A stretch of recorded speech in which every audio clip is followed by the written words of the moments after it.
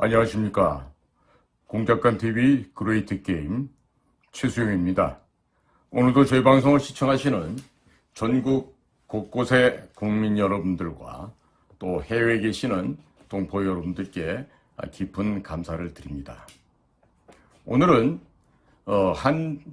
저희 시청자께서 이메일을 보내주셨어요.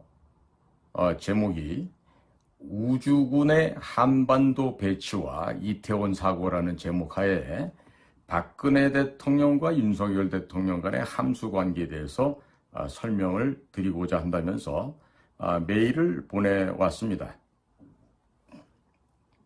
그래서 이 메일 내용을 위주로 해서 국민 여러분들께 이 아주 날카롭게 분석한 이 어느 한 분의 이 투고를 국민 여러분들과 함께 공유해 보고자 합니다.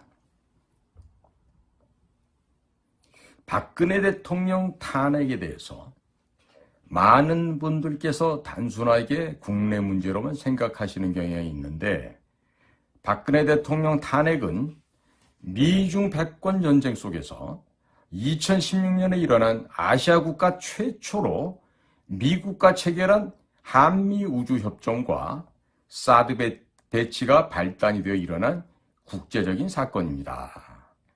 아주 쉽게 말씀드리면 미중 패권 전쟁을 벌이고 있는 미국이 군사력을 유지할 예산도 부족하고 중국과는 거리가 너무 멀리 떨어져 있으니 한국의 우주 기술부터 최신 군사기술 및 경제력을 일체에 넘겨서 중국의 대항마로 대한민국을 키우겠다는 전략입니다.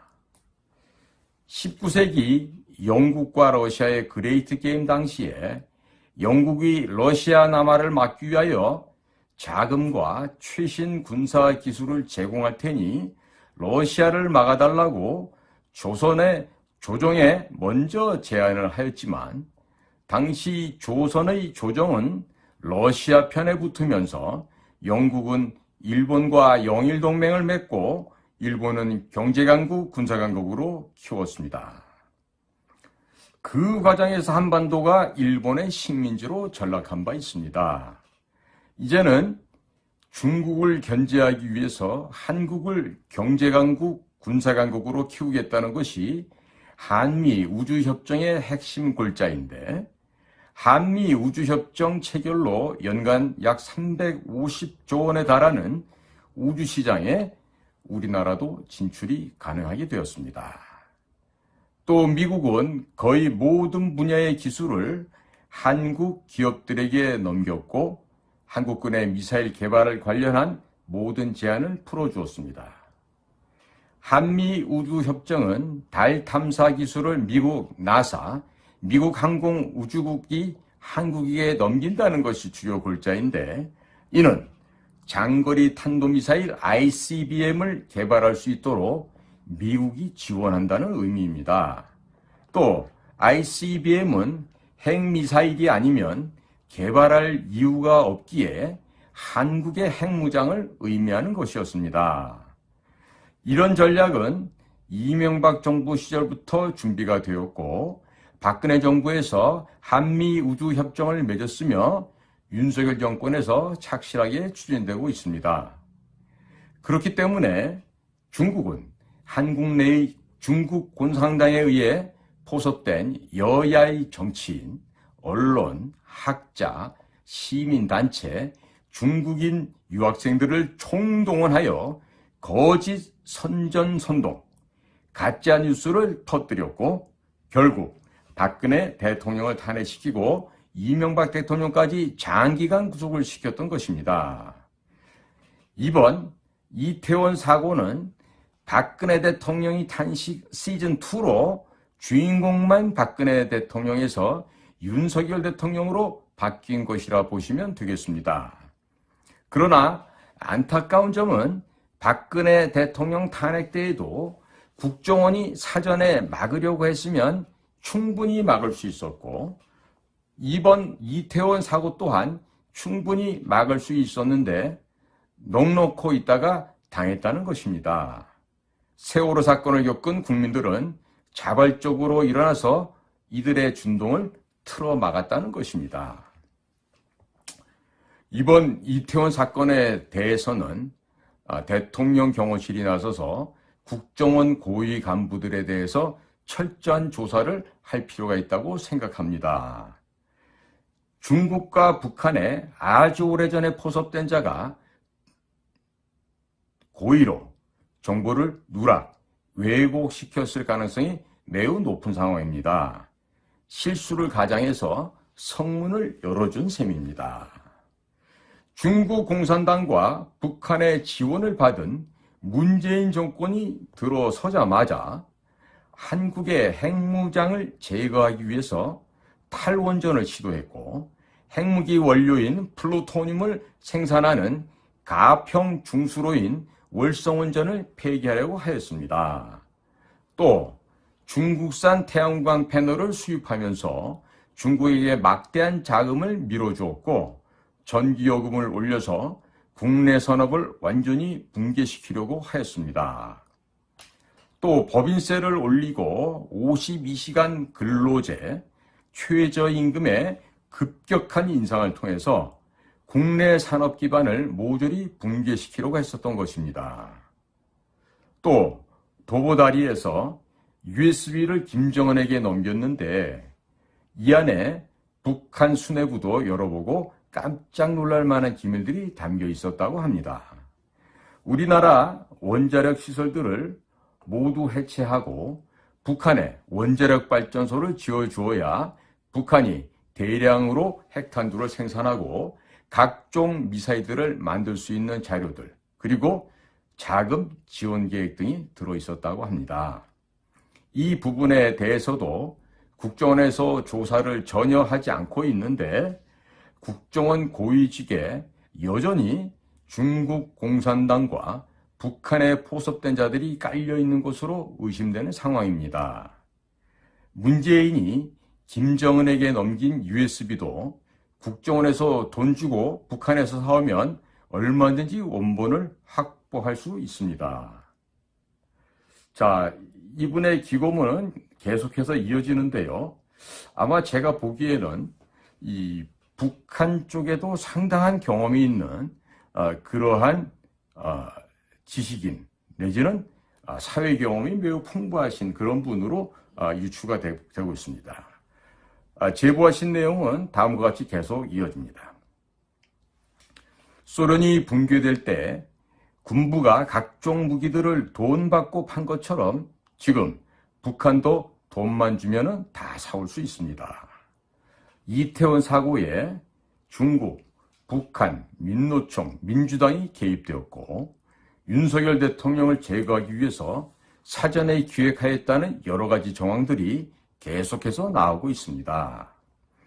박근혜 대통령 탄핵 시에는 권성동, 안철수, 장제원 의원 등이 앞장을 섰고 이태원 사고 때에는 국민의힘 주호영 의원이 국정조사에 합의를 해주면서 대검 국정상황실에 대한 국정조사도 합의해 주었다가 항의를 받기도 하였습니다.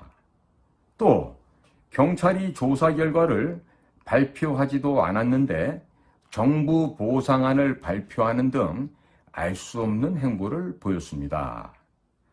우선적으로 박근혜 대통령 탄핵 당시를 살펴보면 이번에 이태원 사고를 기획해서 윤석열 대통령을 끌어내리려고 기획한 세력이 어디인지도 파악할 수 있고 윤석열 대통령의 측근들, 국가안보실, 국정원, 경찰 등에 잠입한 중국 공산당의 하수인들도 발견할 수 있을 것입니다. 박근혜 정부에서 사드 배치를 발표하자 민주당을 추종하는 좌파 시민단체들이 성주로 이사를 가서 성주 지역 주민으로 위장을 하고 성주 참외가 사드 전자파에 튀겨진다고 거짓 선동을 하였던 것입니다. 그리고 언론이 온갖 가짜 뉴스를 보도하고 민주당에서 박근혜 대통령을 탄핵시켜야 한다고 주장했고 2016년 8월 15일 중국 인민일보에서 사드를 배치할 경우 박근혜 대통령이 탄핵될 수 있다고 사설을 게재하면서 한국 내 친중 세력에게 박근혜 대통령을 탄핵시키라고 지령을 내렸습니다. 그리고 2016년 11월에 박근혜 대통령에게 당시 새누리당 지도부들이 찾아가서 자진하야, 자진사퇴를 종용하였고 박근혜 대통령이 이를 거부하자 더불어민주당 송영길은 정권을 무너뜨리고 자신들이 정권을 잡게 해준다면 사드를 반대하겠다고 자신들을 지지해달라고 요청한 것이 언론에 폭로된 바 있었습니다. 실제로 2017년 1월 말에는 중국인 유학생 6만여 명이 박근혜 대통령 탄핵 집회에 참석했다는 기사가 나왔습니다. 그리고 민주노총은 매주 가수들을 동원하여 광화문과 서울시청 광장에서 콘서트를 진행하였고 일본 공산주의 단체인 JR 철도 노조를 초청하여 촛불 집회에도 참여시킨 바 있습니다. 또 전교조 선생들은 학생들에게 봉사 점수를 준다면서 촛불 집회에 참여시켰고 온라인 커뮤니티에는 촛불 집회 참가 시 3만 원을 준다면서 촛불 집회 아르바이트생을 모집하기도 하였습니다. 이 당시 수개월 동안 이런 식으로 사용된 자금은 어림잡아도 수백억 원 이상 될 것으로 추정되는데 민주노총의 자금만으로는 이 모든 자금을 제공한다는 것은 불가능하며 중국에서 암호화폐로 국내 각종 친중 단체에 제공된 것으로 추정됩니다. 이 당시 박근혜 정권의 국정원과 국가안보실은 아무것도 하지 않았는데 이는 이미 국정원과 국가안보실이 중국 공산당에 의해서 장악당했다는 것을 의미합니다. 현재 김규현 국정원장은 그 당시 국가안보실에서 근무를 하고 있었습니다. 이 당시 집권 여당이었던 새누리당은 121석을 보유하고 있었으며 당시 법제사법위원장이 현재 국민의힘 권성동 의원이었기에 탄핵을 막으려고 하면 충분히 막을 수 있었으나 새누리당 의원들이 박근혜 대통령에게 몰려가서 자진하야 하라고 압력을 넣었고 이를 박근혜 대통령이 거부하자 법제사법위원장이었던 권성동 의원은 울먹거리면서 헌재에 국민의 이름으로 박근혜 대통령을 파면해 줄 것을 요청하는 장문의 편지를 읽었습니다. 또 장제원 의원은 박근혜 대통령을 탄핵한 뒤에 김어준의 파파이스에 출연하여 자기들이 박근혜 대통령을 탄핵시켰으니 이번 대통령은 문재인 후보가 되니 남는 표를 바른미래당으로 달라고 발언하여 김어준이 박장대소하기도 하였습니다. 그리고 이 당시 안철수 의원은 사드 배치 반대를 하면서 박근혜 적폐라고 쓴 현수막을 들고 사진을 찍었습니다. 국민의힘 전신인 한나라당은 2009년 11월에 중국 북경까지 찾아가서 중국 공산당과 업무 교류 협약에 사인을 하였습니다.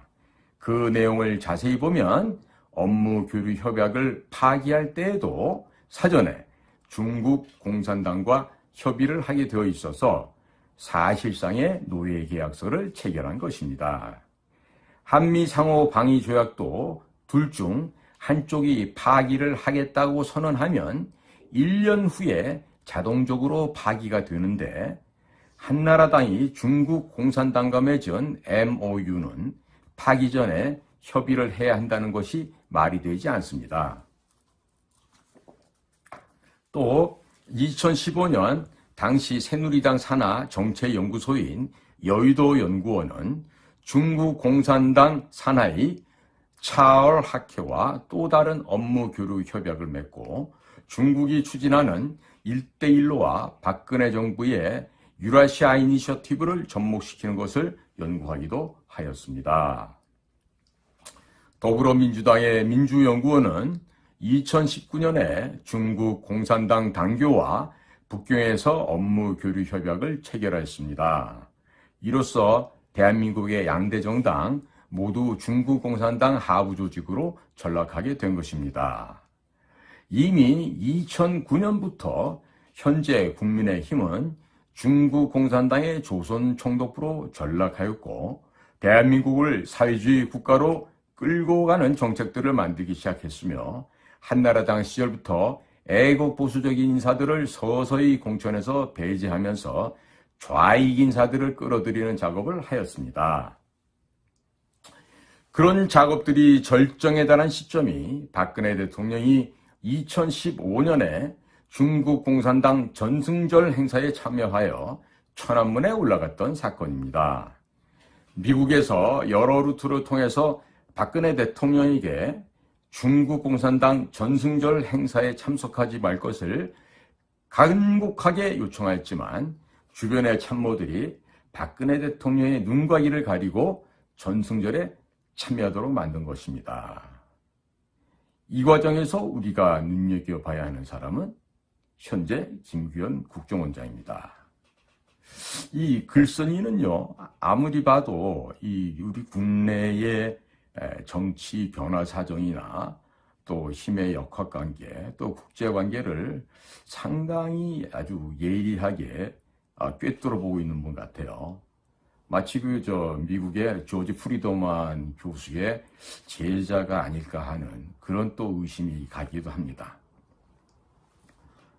조사하는 거나 이 내용을 보면요, 굉장히 정교하고 문장 구성이 매우 논리적이라는 것을 이렇게 볼 수가 있습니다. 이어지는 얘기는 다음과 같습니다. 윤석열 정권의 김규현 국정원장은 서울대학교 치과대학 학사로 졸업을 하고 하버드대학교 행정학 석사 학위를 취득한 후 제14회 외무고시에 합격을 하고 주로 미국 쪽에서 외교관으로 활동하였습니다. 그런데 박근혜 정권에서 갑자기 국가안보실 1차장 겸 국가안전보장회의 사무처장이 되었고 2015년 10월에는 국가안보실 2차장이 되었습니다. 외교부 쪽 직원들 말에 의하면 김규현 국정원장은 데스크가 중요하다면서 외국의 대사로도 나가는 것을 기피한 인물이었고 현장하고는 전혀 거리가 먼 사람이라는 것이 갑자기 국가안보실 차장이 되었던 것입니다. 실력으로 그 자리에 올라간 것은 아니라는 생각이 드는 대목입니다. 이러면서 여러분도 회사를 다녀보셔서 아시겠지만 실적이 없는데 진급을 하려면 상관들에게 여러 가지 많은 일을 해야 한다는 것을 잘 아실 겁니다. 미국 쪽에서 여러 루트로 수차례 박근혜 대통령의 중국 공산당 전승절 참석을 만료하였음에도 불구하고 미국 쪽 외교관으로 오래 근무했었던 김규현 국가안보실 제1차장에게도 당연히 미국이 요청을 했을 것으로 생각이 됩니다. 그런데 박근혜 대통령의 중국 전승절 방문을 막지 못하였고 박근혜 대통령 탄핵 시도가 있었음에도 불구하고 아무런 구체적인 대응을 하지 않았다는 것입니다.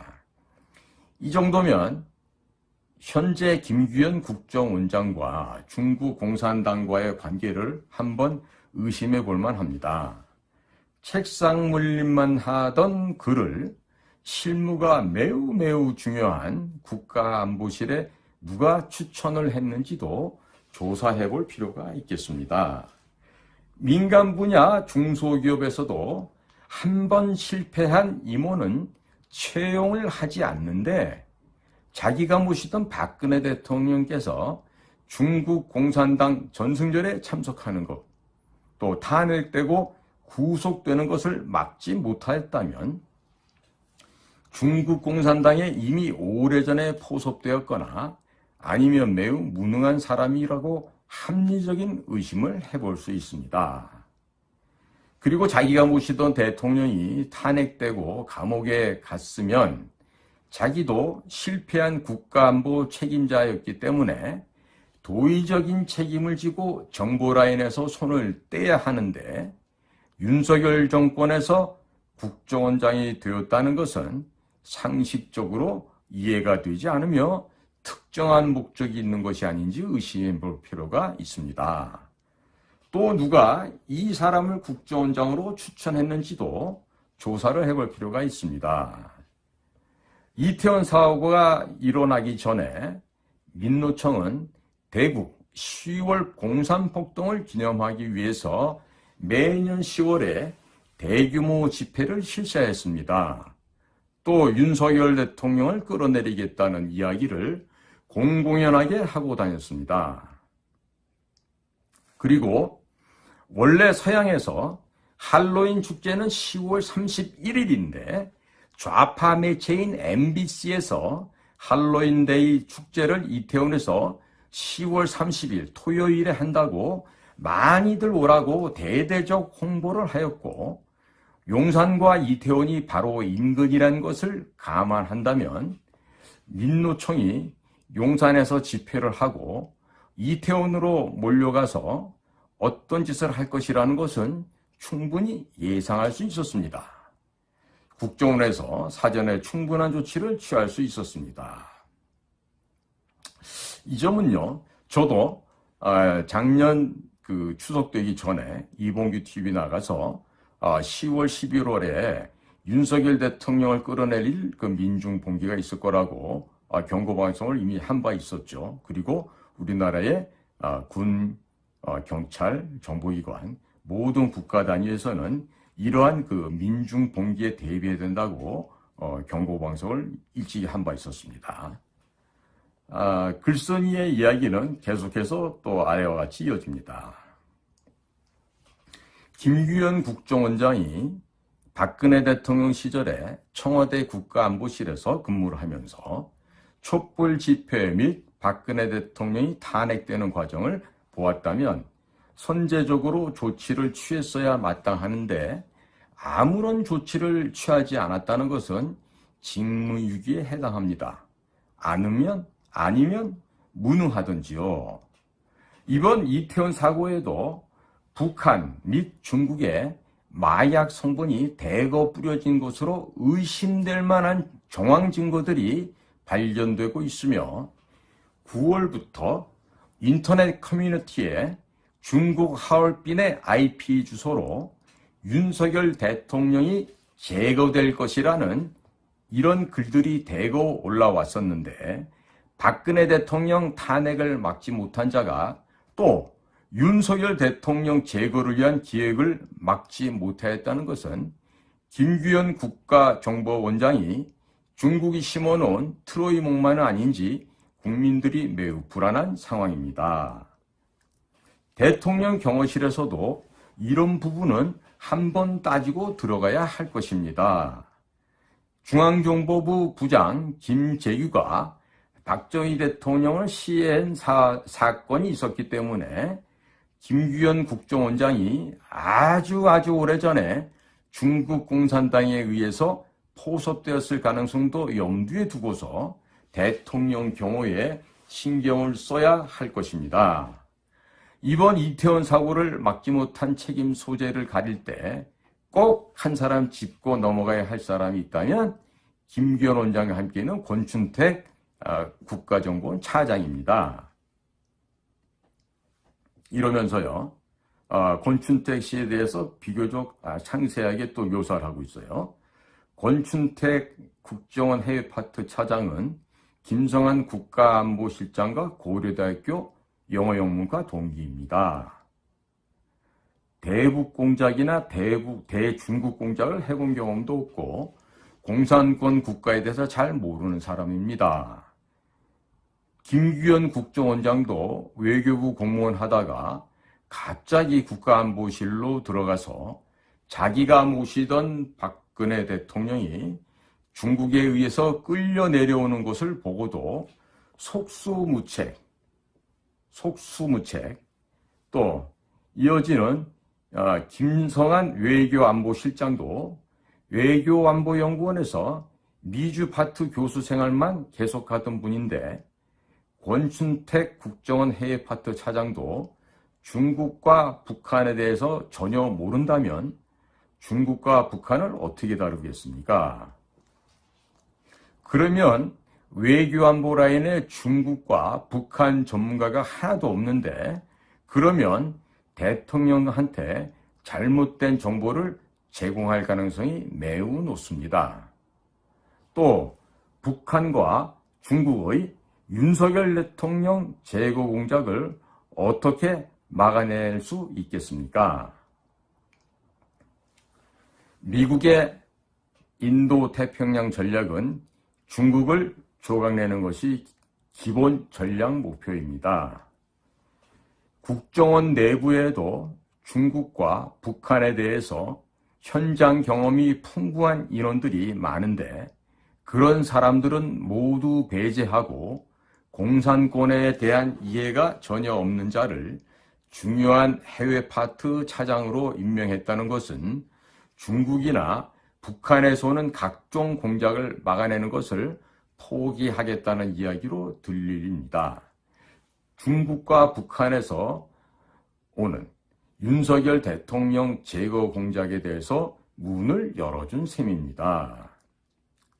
이번 이태원 사고가 일어나기 전에도 인터넷 커뮤니티에 9월부터 하얼빈 IP 주소로 윤석열 대통령이 제거될 것이라는 글이 계속 올라왔었기에 이런 것들만 제대로 모니터링하고 추적했었더라면 이태원 사고는 사전에 막을 수 있었다고 생각이 됩니다.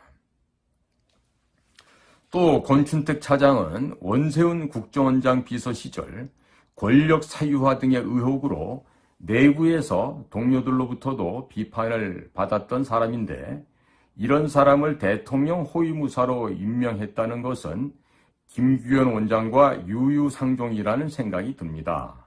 또 원세훈 국정원장 서울시 공무원 출신으로 광우병 사태를 막지 못하여 이명박 정권이 실물 정부로 전락하는 데 공을 세운 사람입니다. 게다가 원세훈 원장은 개인적인 비리도 있고 그 부인이 김정숙 여사 못지않게 국정원 조직을 이용하여 해외 관광을 하는 등의 무리를 일으켰습니다. 자기 실력이 출중하고 정상적으로 성실하게 근무를 한 정보요원이라면 원세훈 원장 밑에서 비서실장을 하는 것은 자존심이 상해서 오래 할 수가 없을 것입니다. 국가정보기관은 개인의 철새를 위해서 존재하는 곳이 아닙니다. 윤석열 대통령 제거를 위해서 또는 대한민국을 붕괴시키기 위해서 많은 공작이 들어올 때 제일 먼저 걸러내는 곳이 국정원의 해외 파트입니다. 국정원 해외 파트가 뚫리면 대통령과 대한민국 안보가 위험해지기 때문에 대통령 경호실에서는 권춘택 차장이 임명되는 과정에 대해서도 면밀하게 살펴보시기 바랍니다. 대통령 경호실은 중앙정보부장이 박정희 대통령을 시해했다는 역사적 사실을 잊지 마시고 박근혜 대통령이 탄핵되는 과정에서 국가정보라인이 아무 역할을 하지 못했다는 것을 잊지 마십시오. 앞으로 윤석열 대통령을 제거하려는 공작들이 무수히 들어올 것인데 정보기관의 고위직들이 이미 적에게 오래전에 포섭되었다면 의도적으로 정보를 누락, 조작, 왜곡할 수 있다는 점도 명심하시기 바랍니다. 이태원 사고는 국정원이 충분히 막을 수 있었지만 정보기관이 아무 일을 안 했고 사고 후에 국민들이 좌익 세력들의 준동을 틀어막았다는 것을 잊지 마시길 바랍니다. 보내주신 메일은 여기서 마무리를 짓고 있습니다. 지금 오늘 이 한 애독자가 이 글을 보내준 걸 보면은요, 이 대한민국 국민들의 수준이 무척 높다는 것을 우리가 알 수 있습니다. 특히나 이 글 내용들을 쭉 제가 전반적으로 볼 때 이것은 정말 적지 않은 학문적인 배경과 함께 실질적으로 사회생활 경험에서 아주 진하고 또 아주 핵심적인 분야에서 종사를 하였던 경험이 있는 그런 전문가적인 견지에서 이 글이 작성된 것이 아닌가 하는 이런 평가를 하게 됩니다. 세상이 이처럼 투명합니다. 우리가 모르는 것 같아도 외부에서는 우리를 다 알고 있다고 우리는 생각해야 될 것입니다. 특히나 지금 이 기고된 이 문장을 보면은요, 이 정보기관에 대해서도 상당 부분을 지금 짚고 있는데요. 저도 지금 우리 국가정보원의 내부적인 골마 터진 상태에 대해서 자주 말씀을 드리곤 했습니다만은, 이제는요, 국가정보기관, 비밀정보기관이라고 해서 숨겨둘 만한, 은리시킬 만한 어떠한 비밀이 없을 만큼 모든 것이 다 파헤쳐졌다는 겁니다. 이제는 더 이상 드러낼 민낯조차 없는 상황이 되어버린 것이죠.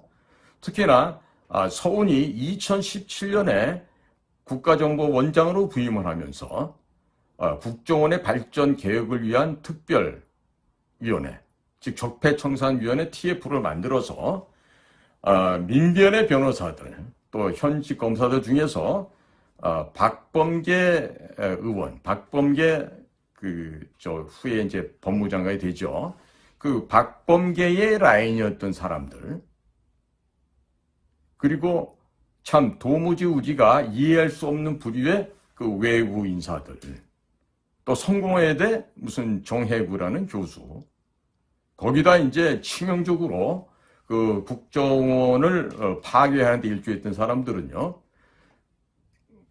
중앙정보부 안전기획부 시절에 입사했던 비교적 나이가 있는 유경험자들로서 적폐청산위원회에 참여해서 도륙질을 하고 고향집을 파괴시키며 동료들을 죽여 없애버리는 과정에 동조했던 자들이 있었다는 겁니다.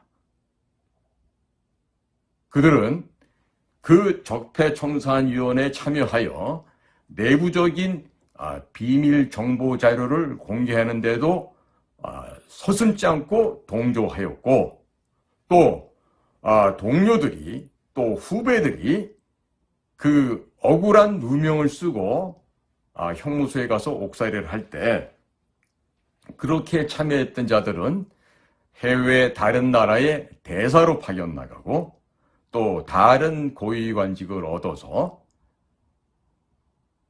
또 후반부를 멋있게 릴렉스하는 그들만의 유복하고 행복한 삶을 살았던 것으로 지금 보여져요.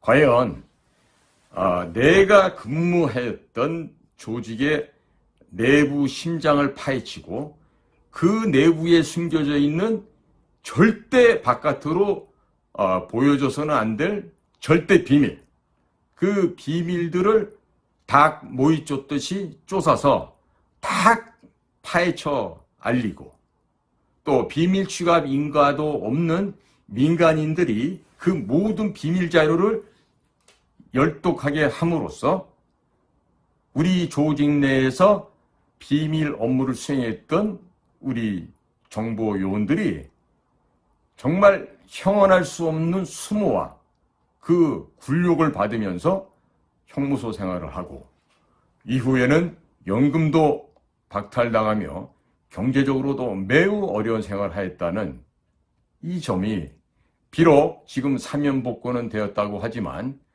경제적으로는 거의 그렇지 못한 것으로 알고 있습니다. 지금 우리가 이 복잡하게 돌아가는 국제정세, 특히나 한반도를 둘러싸고 있는 여러 나라들의 저마다의 이해관계가 다 상이합니다.